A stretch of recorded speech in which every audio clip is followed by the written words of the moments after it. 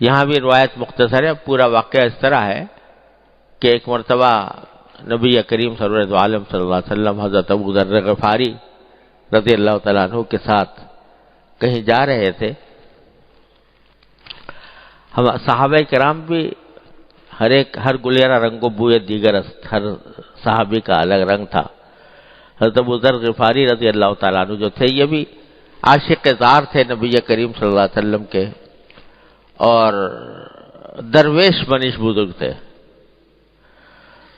تو ایک مرتبہ کہتے ہیں، خود اپنا واقعہ سناتے ہیں کہ میں رسول کریم صلی اللہ علیہ وسلم کے ساتھ چل رہا تھا، تو اچھا، اور میں نے شام کا وقت تھا،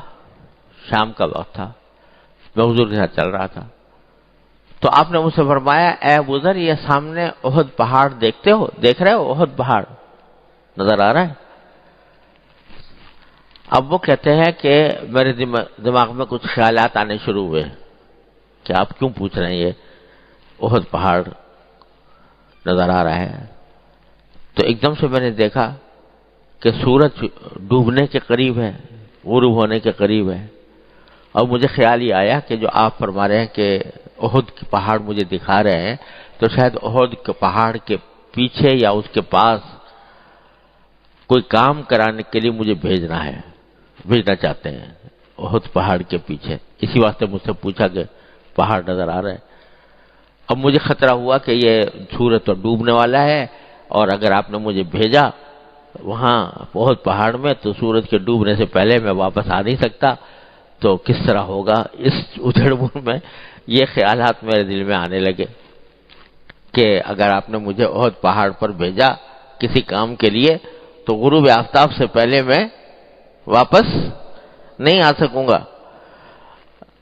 تو ابھی میں یہ سوچ ہی رہا تھا، تو آپ نے اس وقت فرمایا کہ ابو ذر اگر یہ سارا پہاڑ احد کا میرے لیے سونا بنا دیا جائے تو 3 دینار سے زیادہ میں اپنے پاس نہیں رکھوں گا۔ سارا سونا بنا دیا جائے تو جتنے بھی دینار بنیں گے، اس سونے کے جتنے بھی اشرفیاں بنیں گی، ان میں سے کچھ اپنے پاس نہیں رکھوں گا سوائے 3 دینار کے، وہ بھی ارسدھا لدین، جو اس لیے اپنے پاس رکھوں گا کہ کبھی میرے اوپر اگر کوئی مال واجب ہو گیا تو اس میں سے کچھ ادائیگی کر سکوں، بس۔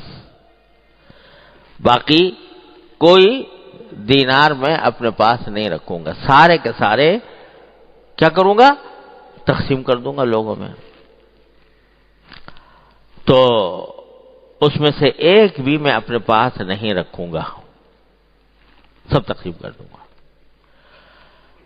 یہی وجہ ہے کہ حضرت ابو ذر غفاری رضی اللہ عنہ کا مسلک ہی یہ تھا، انہوں کا وہ یہ کہتے ہیں کسی بھی انسان کو 3 دینار سے زیادہ اپنے پاس رکھنا جائز نہیں، اس سے زیادہ اگر آئے گا تو اس کو اللہ کے راستے میں خرچ کرنا ضروری ہے۔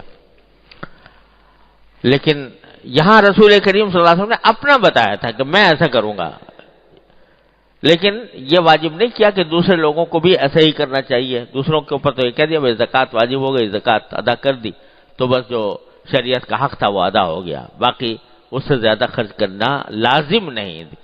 اچھا ہے کہ کرے لیکن لازم نہیں۔ لیکن خود کا عمل یہ تھا، اگر سارا احد کا پہاڑ سونے کا بنا دیا جاتا تو فرمایا کہ میں 3 سے زیادہ نہیں رکھوں گا، اور وہ بھی اس لیے تاکہ اگر کبھی میرے ذمے کسی کا کوئی دین آ جائے تو اس دین کو میں ادا کر سکوں۔ پھر آگے فرمایا کہ ایک دن رسول کریم سرور عالم صلی اللہ علیہ وآلہ وسلم کے پاس 6 اشرفیاں تھیں، 4 تو آپ نے خرچ کر دی اور 2 آپ کے پاس بچ رہی۔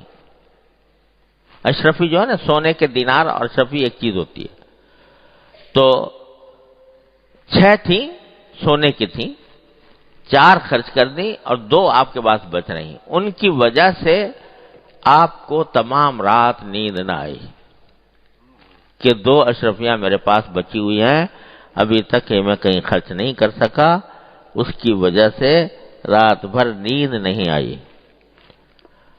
اللہ!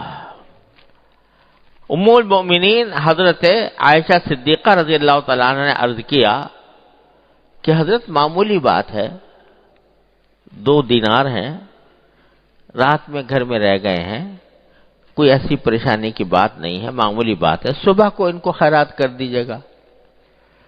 حضور اکرم سرور دو عالم صلی اللہ علیہ وسلم نے فرمایا، اے حمیرہ، حمیرہ حضرت عائشہ صدیقہ رضی اللہ تعالی عنہا کا لقب رکھا ہوا تھا، آپ نے محبت کا لقب۔ تو اے حمیرہ، کیا خبر میں صبح تک زندہ رہوں یا نہ رہوں؟ تم کہہ رہی ہو کہ رات میں اگر 2 دینار بچ گئے تو کیا حرج ہے، آپ صبح کو خیرات کر دیجیے گا، لیکن مجھے کیا معلوم، مجھے کیا یقین کہ صبح تک میں زندہ رہوں گا یا نہیں رہوں گا۔ اس لیے پریشانی ہے کہ کس طرح میں نے اپنے گھر میں چھوڑ دیا یہ دینار۔ ایسی سخاوت روئے زمین پر کسی بھی انسان سے متصور نہیں جیسی سخاوت کا مظاہرہ حضور نبی کریم سرورت عالم صلی اللہ علیہ وسلم نے فرمایا۔